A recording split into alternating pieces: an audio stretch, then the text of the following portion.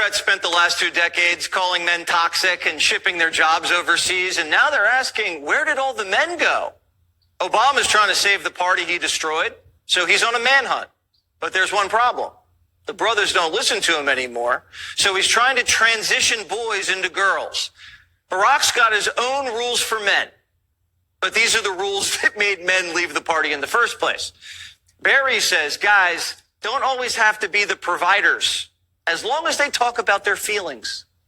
A lot of male identity and status was tied up with being a provider, having a job, doing a good job, coming home.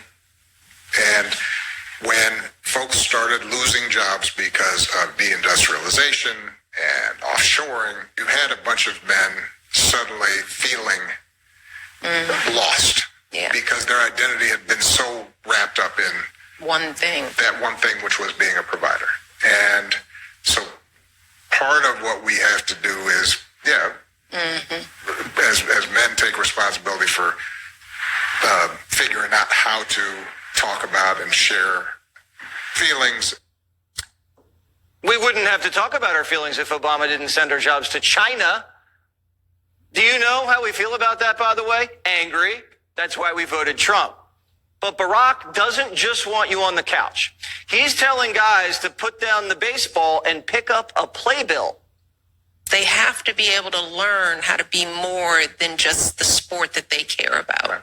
Right. And while they get great skills in sports and they learn a whole lot of traits, teamwork, I think we owe it to our boys to be very deliberate about saying enough with sports and let's try some other things. So sometimes it's just a matter of, saying to our boys, you being interested in art, you being interested in, theater, that's cool. Get off the field and go to an art gallery. And when you do go, bring a gay friend.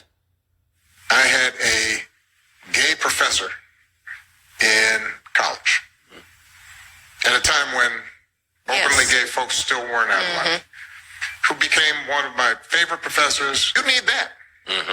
To show empathy and kindness. And by the way, you need that person in your friend group so that if you then have a boy who's gay or non-binary or what have you, they have somebody that they can go, okay, I'm not alone in this. Yeah. Right?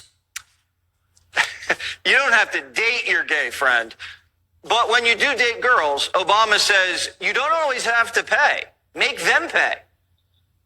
We joke that, talking to Malia and Sasha, sometimes they go out with their friends and, they're in a group and the guy's got crocodile arms, It's like... Not picking up the check. Not picking up the check. And it's like, okay, you don't have to pick it up all the time. But if you're never picking it up... Right. That's a problem. Following Obama's rules for men isn't easy. That's why he's glad he didn't have a son. I think we did a pretty good job of raising our girls. But I've said often that I think I would have had more difficulty raising a son. I agree. Because I think I might have been more judgmental, harder. If Obama had a son, he'd probably vote Trump. Because boys rebel against dads like that. If this is how Democrats think they're going to win back men, they're never going to win again. Stop playing sports, talk about your feelings, go to the theater with gays, make women pick up the check. When this guy was president, he golfed, played basketball, smoked cigs, killed bin Laden. Now he goes on his wife's podcast, crosses his legs, and says he's glad he didn't have a son. What has Michelle done to him?